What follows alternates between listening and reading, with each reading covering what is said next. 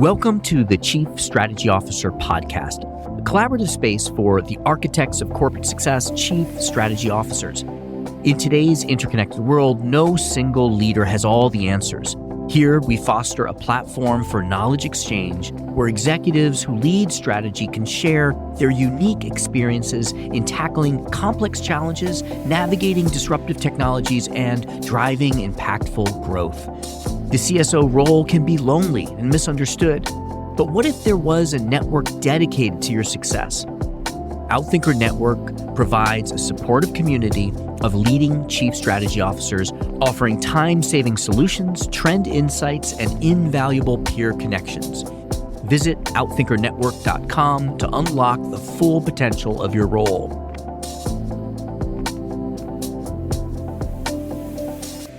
Corporate strategy in growth stage companies can be very different from strategy in mature organizations.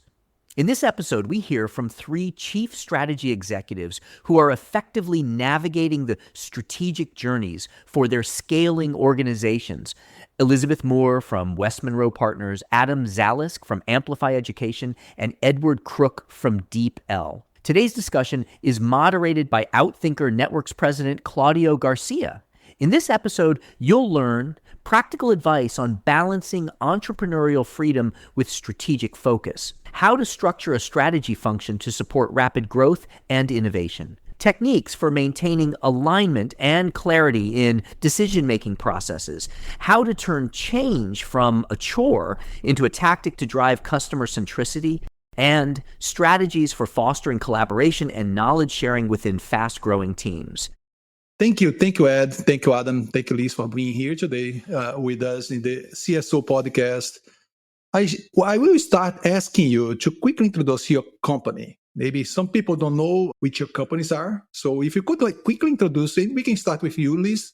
Hi, great to be here. I'm Liz Moore. I lead strategy at West Monroe Partners. We're a business and technology consulting firm based primarily in the U.S., serving industries from high tech and software through healthcare, utilities, basically helping our clients understand the implications of technology and helping them advise and implement them for the future. Okay, so Adam. Great to be here. Thanks so much, Claudio. I lead corporate strategy at Amplify Education. We are a next generation education technology company focused on curriculum and assessment. So we build solutions that help educators teach reading, writing, science, and mathematics, primarily focused on the US right now, but beginning to expand internationally. And we serve about a third of K through 8 students, so elementary and middle school students in the US, in at least one of those areas, often actually in more. Impressive. No, you'll talk more about that. So, and Edward, the last one. Thank you.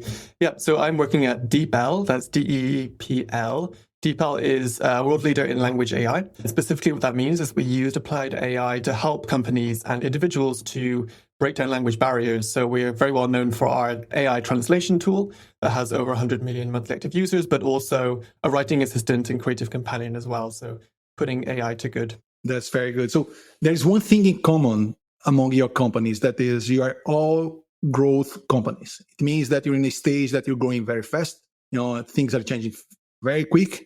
And that's what we want to discuss, because another thing in common here is all of you lead strategy for your companies.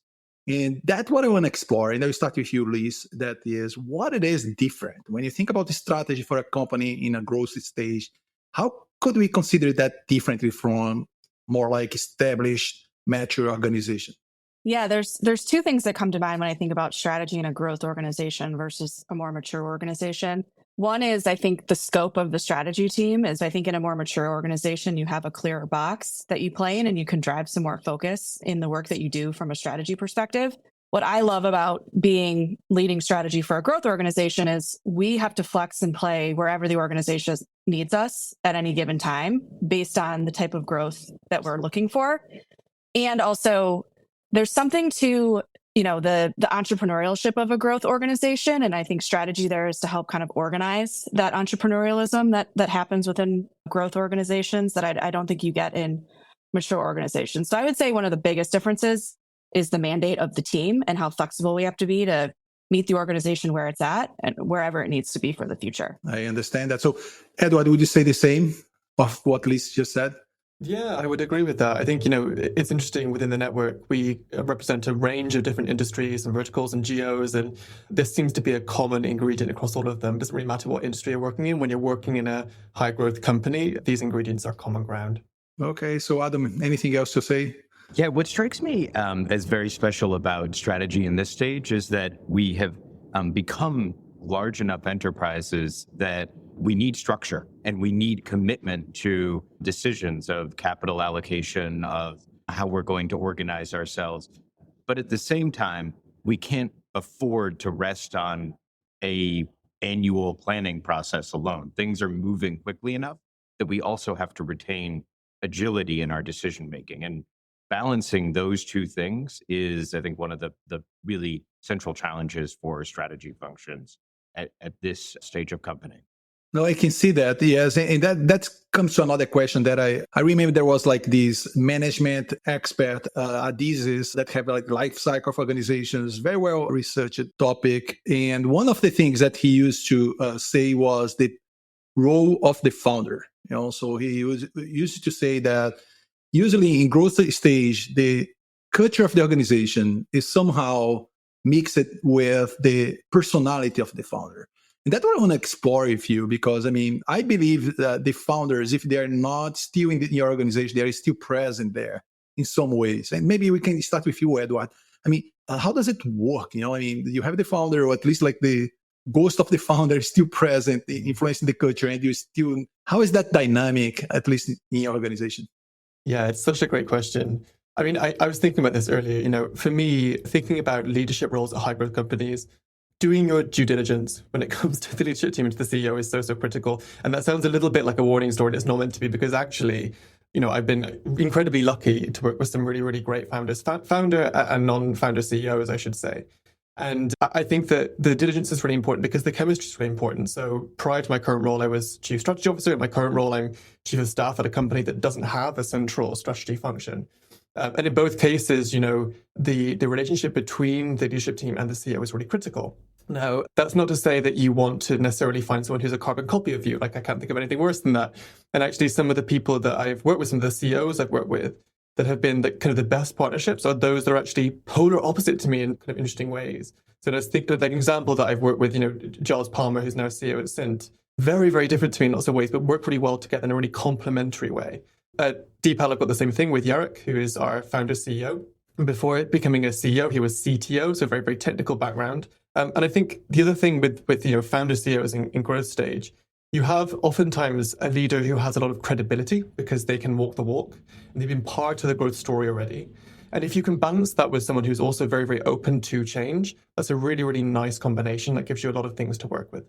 Interesting. So I was wondering, as you're speaking, about if the kind of leadership we find today in growth stage companies are different from the traditional, like family-owned companies that was the traditional entrepreneurship kind of the last, 50 years ago, so do you think, Adam, do you believe that there is a difference in the profile of like founders and CEOs influencing the culture of a strategy of growth stage companies today? Well, what I think this stage feels like when I think about our company, maybe saying the kind of founders or the founding DNA almost of the company, what it was when it was small and how that influences what it is today now that it's no longer small.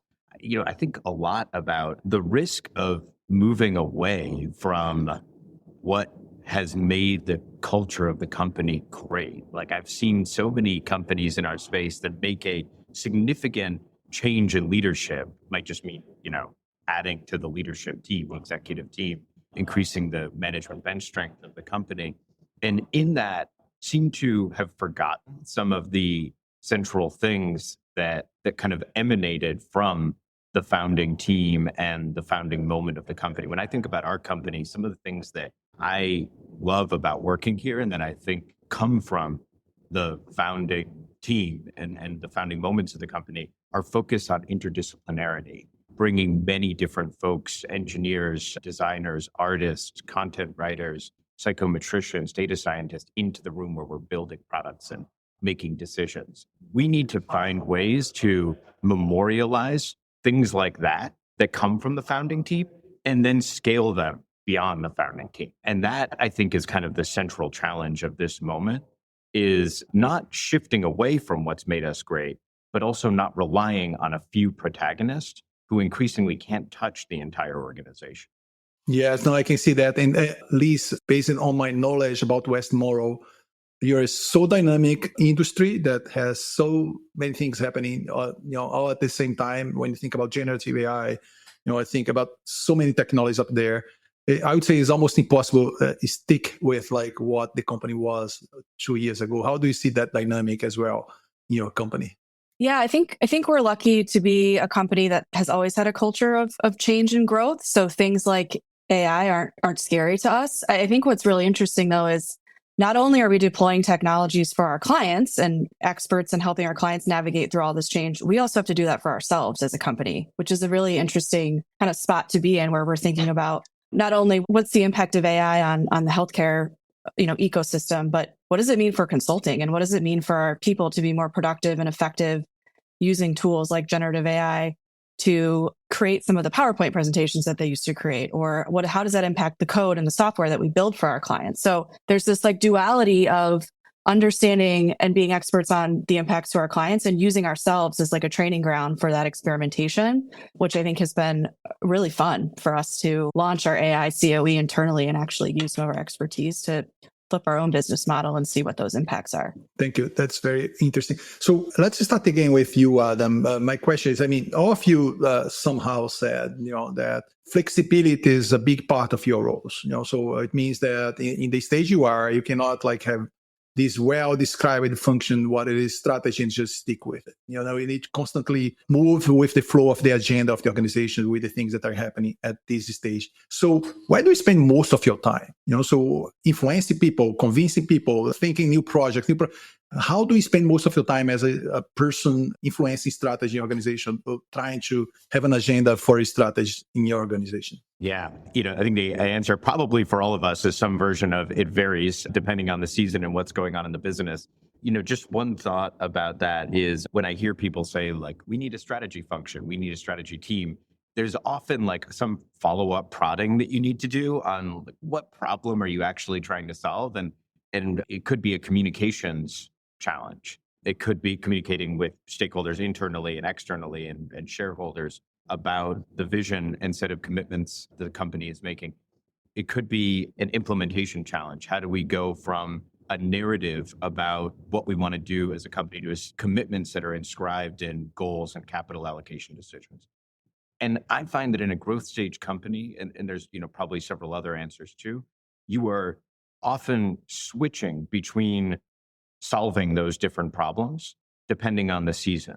What feels like it needs to remain true is that you have gotten to sufficient clarity about the long-term commercial and other outcomes that you want as an organization, and gotten sufficiently aligned as a leadership team so that when you need, as a strategy function, to switch gears, there is a clear true north that everyone's still driving towards, and we're not kind of just in a free-for-all mode. So I find that our function needs to vary a lot in what it does, but that's only enabled by clarity about what the end goal is for the end. I see it. So I'll get Ed, because Ed, you said in the beginning that you're not like in a pure strategy function, but in your role, you have a big influence in the agenda of the organization. So you're sitting with the CEO, chief of staff.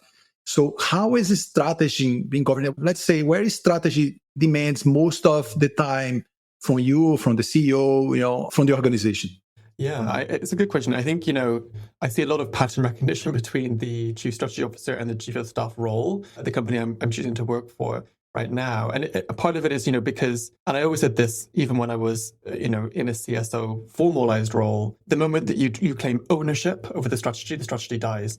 It has to be like something that is kind of a living, evolving thing with input from lots of different stakeholders, and approaching the role in a territorial way is not going to yield any kind of outcome, right? It has to be collaborative. And that holds true here as well, right? So when we think about the strategy of the company, as we're continuing to grow, it involves input from all different teams. One of the biggest risks that I see in a growing company is oftentimes that it's easy to become far away from the center as it grows. And also it's really easy for teams to be quite siloed in their thinking, right? So I'm a marketing person doing a marketing job, or I'm a finance person doing a finance job. It's really easy to slip into that. And what a strategy function can do, or what a chief of staff office can do, is build an agnostic space that just gets that broken down a little bit, or provides a space, kind of a common ground where teams can come together that in a non-territorial way, and then start to think about some challenges that can be solved beyond the kind of the formal hierarchy or formal departments. That for me is where strategy lives, right? It's not within one specific department necessarily, it's the in-between spaces, and that's really where we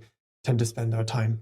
I understand that. So, and when you say when you spend your time, does it mean that you spend a lot of time trying to help these people to figure out what they should focus, or what exactly you're doing there? Yeah, exactly. So it's all the phases you would think of, really. The caveat here is DeepL, I'm fairly new to the company, so I'm still very much in learning mode, and I hope that continues. Definitely is a theme of the network, openness to learning. But straight from strategy formation in the first place, trying to define the space, to find the market opportunity, ask the kind of prod for asking the interesting questions, all the way through to then helping to, once the strategy is kind of formed, to stress test or to articulate it. Oftentimes, that's a big challenge, right? You might have a good sense in your mind of what you want to achieve, but putting it on paper can be a real clarification exercise. And then executing, ultimately, right? A strategy that exists in collecting dust in a shelf somewhere is not going to be any good to anyone. So what does it mean in practice? And this is where a more operational side of the role comes through, right? How do we actually make it live? How do we actually get it to yield results? This is oftentimes where a lot of the work comes in, right? It's not necessarily the formation, but also the execution. Understood. Yeah. And Liz, where do you spend most of your time? Yeah, we're almost at the end of the process of redefining our strategy for the future. It's a lot around doubling down on the strengths that we have. I think something that Ed said that was really interesting was making sure that the strategy doesn't sit in a silo and in your team alone. I always say the second it becomes my strategy, we've lost. It has to be owned and driven by the entire leadership team. And one of the things that I spend a lot of time with is, how do you make the strategy represent the whole without watering down some of the bold choices that have to be made? I think that I spend most of my time doing that, of saying, okay, we need to make this choice, and there might be winners and losers in this choice. I guess that also means that you're making choices, but how do you make sure that everyone feels represented in the direction and in the north, the true north that we were talking about earlier? And I think that that's a delicate dance that you have to play as a strategy leader, and how you facilitate those conversations and ultimately make people feel like these choices were theirs and that they can own the execution going forward is the ultimate goal, I think, for the function. Yes, I just want to do a connection with this point. That is, there's this perception that companies at the stage of your companies are usually more agile. They have more flexibility, they move quicker.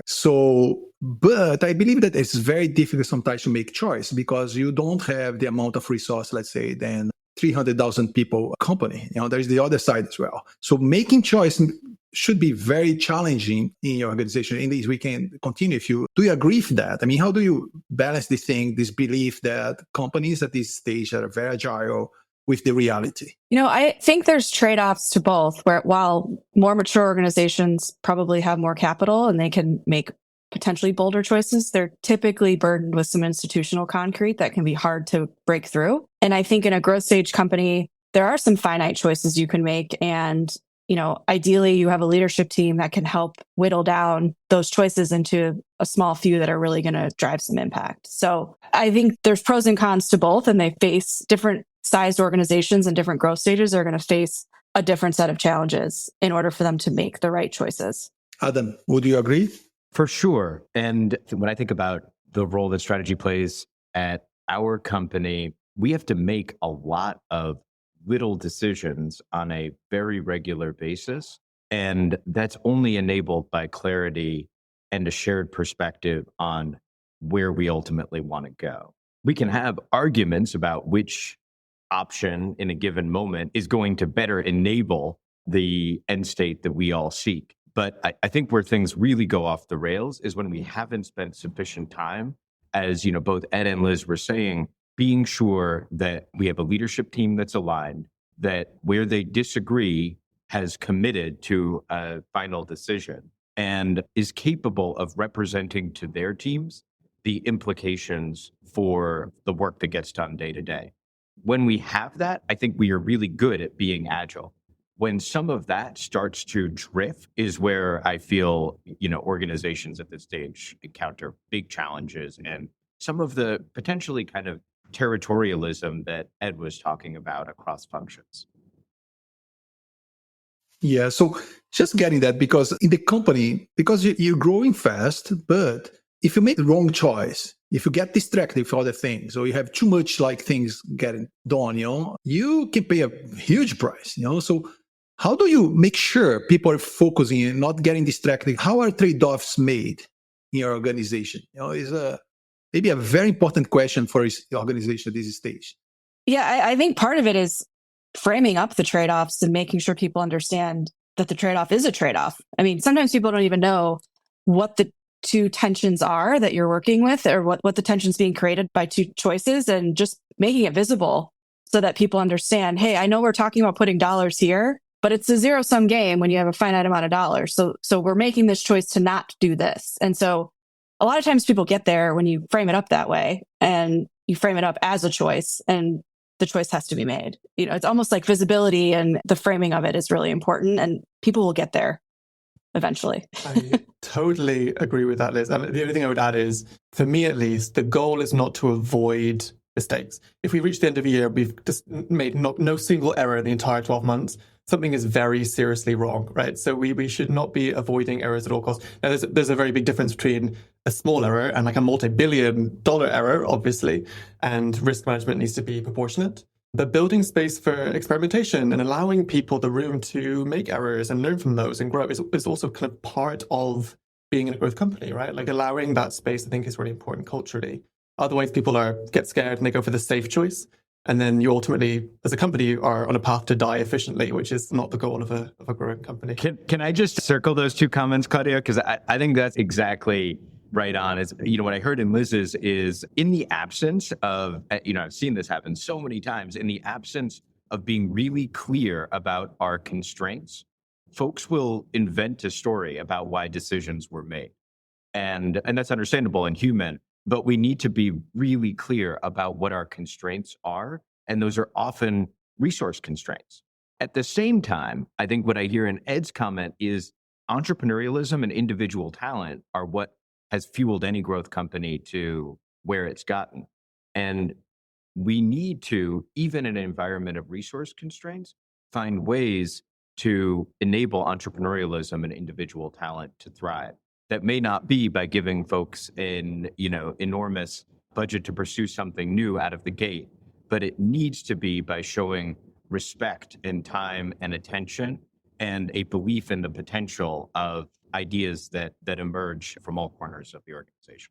No, I love it that. There are other questions that come to my mind. One is this challenge of giving autonomy to people, continue like being entrepreneurial at the bottom, close to the client, getting new ideas. At the same time that you cannot focus on everything is very challenging. There is a tension here that needs to be managed, because you can get too diffuse, and that maybe cannot help. My question following that is, how organizational design play a role here? I mean, how do you structure your organization to make sure that this conversation flows well? Is that different from like traditional organizations? And maybe you can start with you, Ed. Yeah, it's interesting. I think rolling off Adam's comment on kind of allowing space for entrepreneurial and individual contribution, I think is important. One of the reasons I work at DeepL is because what I see here is that good ideas can come from anywhere, right? And that's really, really important. No matter where you are in the hierarchy, good ideas can come from any person. But more often than not, they don't come from a person, they come from a team. And this is really interesting as well. So one of the growing kind of structural constraints I sometimes see in companies is that, especially at the startup to scale up phase, but I think it applies to later stage too, is that when you're a smaller company, it's really easy to build a business around key, strong people, very, very kind of strong, inspirational people, but individuals. And you end up with, at best, heroes, at worst, martyrs.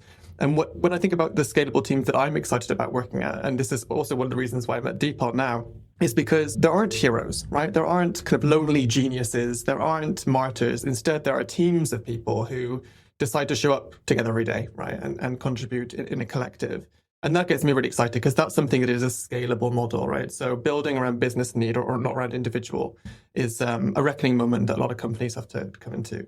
The other thing for me in terms of org structure is I'm a really big fan of matrix orgs. We talked earlier about agnostic spaces, but also wherever we can get teams of people who are, so smaller kind of incubator type teams of people representing different functions or disciplines, working together around a common goal or mission or purpose is really interesting to me, because that is something that can scale. And also by creating these kind of almost startups within the business around specific groups of accounts or specific products to be built or whatever it might be, you allow people to be close to a center and they feel ownership and autonomy of that cluster, right?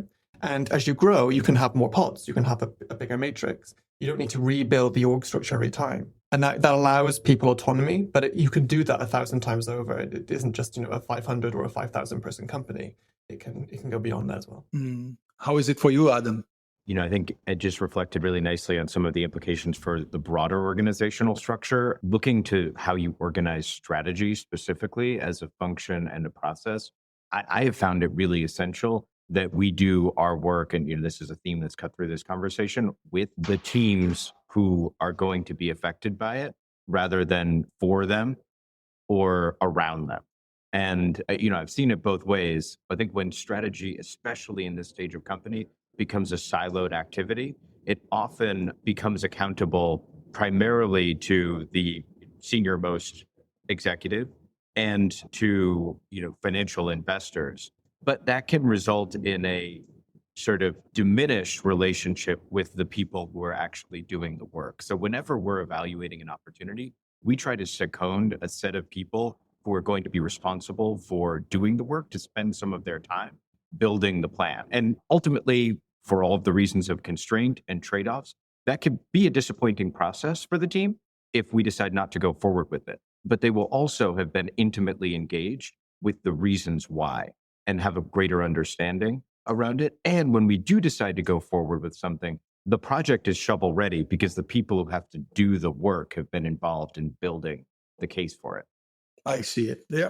So, Liz, getting on their responses, you're in technology. I mean, all companies are in technology somehow here, but you're kind of supporting so many different needs of different clients. There is a huge, I believe, fluidity here, needs moving from. How is that for you, in a professional service company, try to have some kind of organizational design in place? I think collaboration becomes really important, and knowledge sharing internally. I think, there's a lot of nodes at different clients where you're seeing the implications of technology and what we're implementing and what we're supporting and what were the organizational challenges we face, not just the technology challenges at a client. And if you can come together and not create necessarily a repository, but have the conversations and use the knowledge base as a place for innovation and for people to understand how some of these new and innovative technologies are taking root actually at our clients. I think that's the way we stay on top of it. In addition to some of the more traditional things like market intelligence and working with analysts and, staying on top of the market, but really our client base and how we interact with our clients and kind of taking that knowledge back to understand how it's really going and how technology is really being implemented at our clients is the best way to do that. Yes, I love when Edward said, we need to have the organization moving where the needs are. Does it make sense to all of you? How do you react to that? For me, yes, but what Liz just mentioned there, she mentioned customers again, which I love because there's a real kind of customer-centric track to what I'm hearing for you, which makes total sense. And earlier, when you were describing change management, I took a note of this because oftentimes we think about change as like a chore, right? Like a thing you have to do or to achieve something or avoid something, or maybe it's FOMO, and my competitors are changing, so I better hurry up and catch up or exceed. And what you were describing, Liz, was change as something that can also help you build empathy with those customers or accounts that you are then supporting through their own changes. And I think that's a really strong idea. And I think more companies would benefit from keeping that in mind, right? It's a huge opportunity to learn what it's like to be on the client side. So we're going towards the end of the session here. Suppose that there is a company there at the same stage your companies are in a growth stage, and they decide to set up a strategy function. So at least like a strategy process, whatever. So what would be the recommendation would you give them? So, and we can start with you, Ed. I think really where I would start is thinking about, so first of all, really understanding the as-is business model, the market opportunity ahead, right? So where are we right now? Where could we be in the future? Kind of broad brush.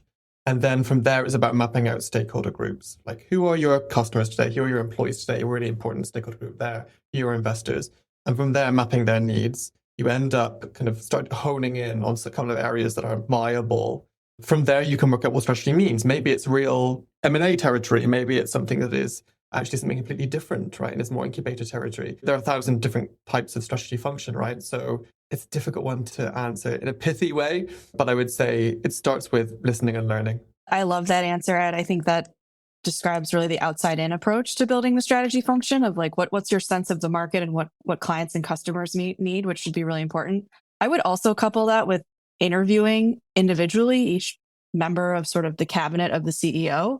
Who is the leadership team that's actually making decisions and what do they think they need from a strategy team? Because those are going to be your partners in execution. And a lot of times through that process, you'll start to really understand first, what's everyone's perception of strategy and what it is? Because a lot of times people have a different idea of what a strategy function is and should do, and kind of playing that back to them to get your mandate right. Because if you don't do that first, you're going to be put in a lot of different places and have a lot of different expectations that won't be met, because I think most strategy teams are pretty small. So keeping your scope pretty clear is definitely something to figure out first, in addition to Ed's comment on starting from the outside in.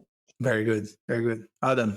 I think get the mandate right is the headline. The question I always have, and we talked about this a little bit earlier, is what problem are you trying to solve by engaging a strategy function? And then, we talked a little bit about that one, and then what is the right level of structure that you can put in place to empower a strategy function to deliver on that solution? And, in a growth stage company, that can't be a massive, weighty annual strategy planning process that then gets, locked for the year forward.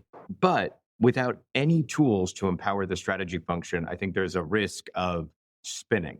And so, by tools, I mean things like, this is the function that is going to determine our annual enterprise goals in partnership with the leadership team and for approval by the CEO. Or this is the function that is going to help shape and ultimately needs to agree with the 5-year forecast for the business and capital allocation.